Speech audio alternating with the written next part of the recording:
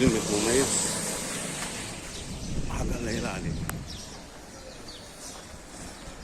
مميز يعني بناء معماري مميز يتشابه جدا لدرجة كبيرة مع المهندسين اللي بنوا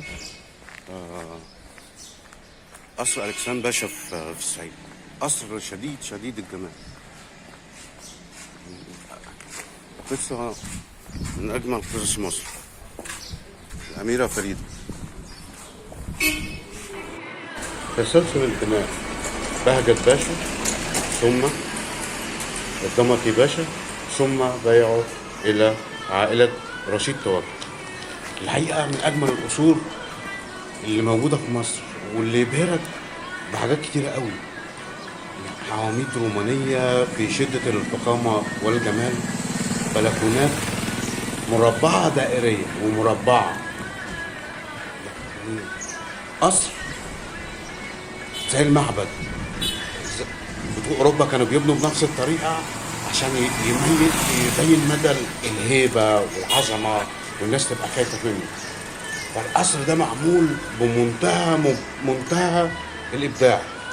الحقيقة إن في مهندسين كتير جدا مصريين وأوروبيين اشتغلوا في كل ربوع مصر، لكن القصر ده بصمات أنطونيو لوشات عليه، بس الله أعلم. أنا غالبا يعني هشيك كده وأقرأ، شوف راجع كده حاجات وارجع اقول الحقيقه. بس هو الطبع بتاعه. شايفين الواجهه دي يا جماعه بتترسم في الحضاره اليونانيه على انها حاجات كده مزيكا وفن وحاجات كده كالنوتة الموسيقيه اللي هي ايوه نوتة موسيقيه. والآلات النوتة الموسيقيه حاجه بتعزف، فانت يعني ايه اللي هيبقى بعد ما هيعزف؟ مين اللي هيتشد؟ او الطير.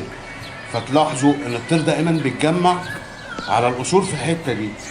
مش عارف بقى هل هي دي حقيقه ولا خيال، بس هم البنائين الرومانيين اللي هم الطلاينه يعني هم اللي اخترعوا القصه بتاعت المقص المفتوح والمقص المقفول والمقص الدائري.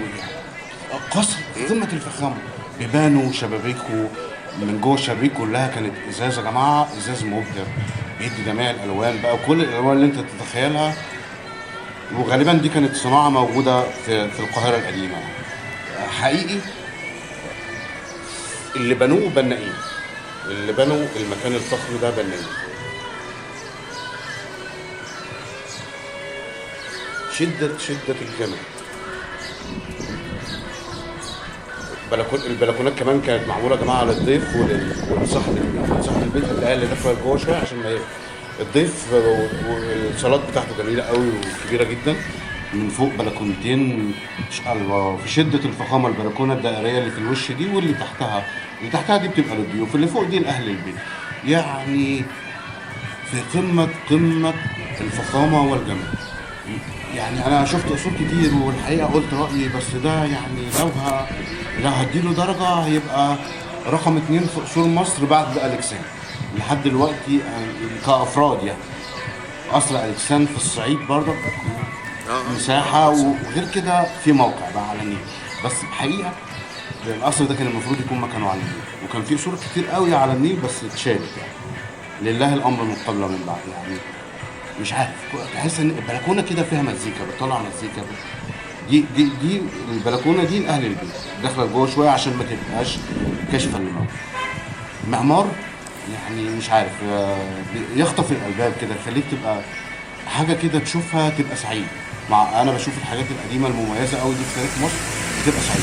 وللعلم بقى البلد الوحيده يا جماعه في العالم كله اللي فيها كل طرق البناء العالميه. يعني صيني تلاقي، ياباني تلاقي، ان شاء الله هعمل كل الطرق المعماريه العالميه، وتاثر وخدت كل حاجه حلوه من كل حضاره وسابت لها الوحش بس خدت الحلو. القصر ده طبعا محظوظ لان الاميره اللي كانت المفروض ممكن تحكم مصر في ريال نزلت فيه لمده يوم، وتشابه مع قصه قصر الكسندر. يعني دخل التاريخ بالحدث ده.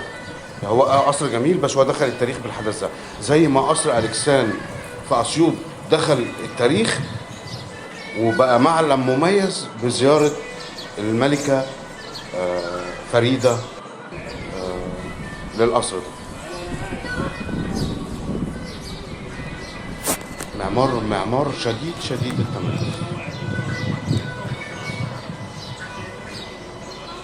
للجميع الشكر والحب والاحترام والتقدير.